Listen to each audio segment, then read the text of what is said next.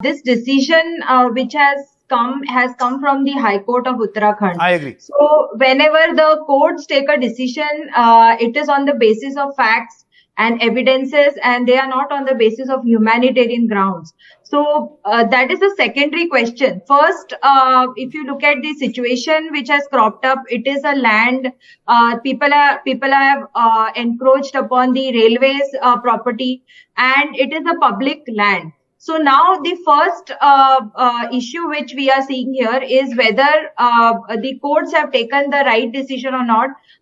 Again, there is an appeal which has gone to the Supreme Court, and Supreme Court has decided to hear the case on a fast track due to, I would say, the privileged class of people who have some additional privileges to approach the court on each and every matter, and they are always heard, no matter how many court cases are pending. But I have seen that many of these people who approach the courts get a quick hearing.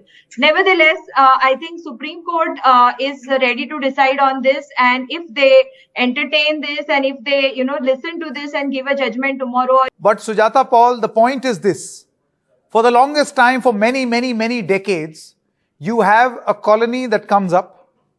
Then there are schools, water tanks, primary health center, 4,000 plus families, 50,000 abadi. They have documents, they have papers, Aadhaar card, all documentation, bona fide citizens, they vote. All of these things happen. And then one fine day, they are told by the court, a court order, that you need to get this evicted. The point is, now this is very convenient for political stakeholders to say, oh, court has decided this. But the point is, first you allowed a crisis to happen, and then now you're pillion riding on a court order to go ahead and execute the same. The problem will remain on the ground. Where will these people go? Where is the rehabilitation plan? Again, I repeat, they're human beings. Absolutely. And Sanket ji, first of all, let me tell the BJP supporter, these are not privileged people. They are very poor people, and that is why they are in this situation today. And, our constitution, madam, is tells us that we are a welfare state, and we need to make sure that every person in our country is safe. So it is the responsibility of governments, whether it is the center or the state. But the deafening silence of the state government is unbelievable. It is unreal, madam. You must question that, being a BJP supporter, because this is a BJP government. And let's not... Let her complete. I'll come back to you. Let me complete. Let Sujata Paul complete. I'll come back to you. And I would want you to restrict your commentary only to the solution on rehabilitating them. Yeah, let's not get BJP. This BJP Congress business, no. Only rehabilitation. Do you think a rehabilitation plan must be in place before you go ahead and evict? Let me also tell you that there are a whole lot of women who are pregnant women out there in the cold today, madam.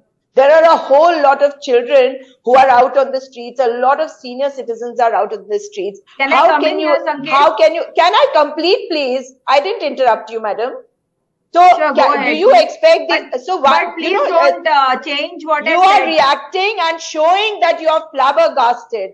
So please understand that these are human beings, and there is no rehabilitation plan in place. The government has simply gone quiet. And if you actually look at the matters, I'll tell you about a whole lot of people who have registries, like our reporter friend was showing, and they have the khasra and the khatoni. That means the mutation has been done. Some of them have leases, and the pakka houses with registries have also come in. So are you doubting the court's decision? No, I'm not. The court. Listen.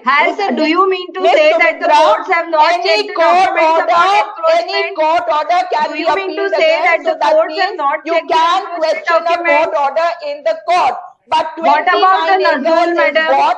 Can you please get it to be quiet? I can't put my points forward. Yeah, one by one, please. Ladies, one by one, please. Sanket ji, 29 acres is what the Railway had spoken about in its 2016 affidavit. And now suddenly, from where has this 78 acres come? Of course, if you're talking about the political angle that is there, you cannot deny that, because this is the only seat which the BJP lost in the Kumaon region. But I don't care about it. I'm not going to go into that. See, again, it's a very slippery slope.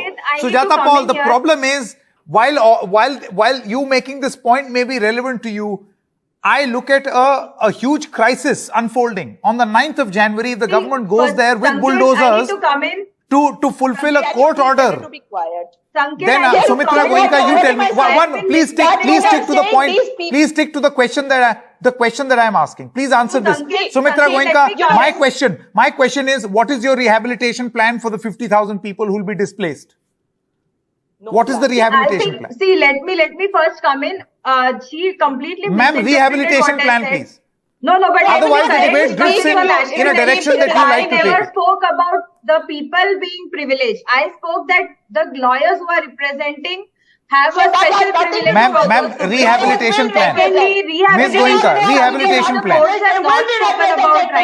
50,000 human beings will be thrown out of their homes.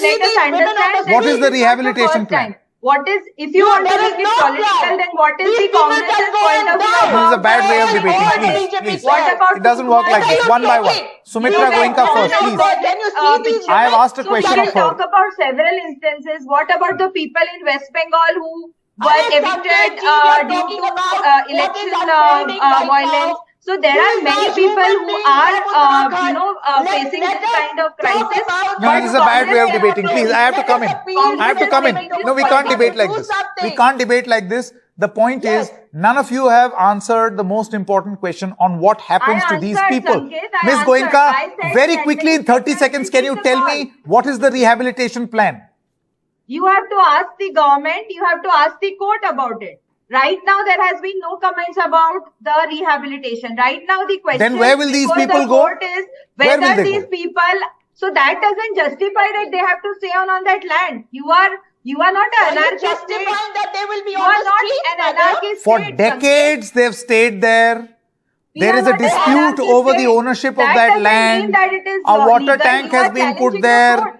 A primary health center is there. Government schools are there. My point is, take this in the courts. We will all agree with what the court says. I come back to the main point. So you're saying that these people should fend for themselves. Is that what you're saying?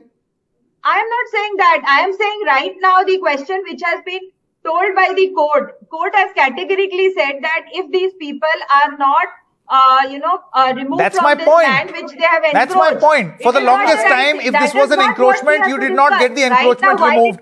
Now, in the name of implementing the court order, making politics out of it. And is this the first time that something like this is happening? Okay, I've run out of time.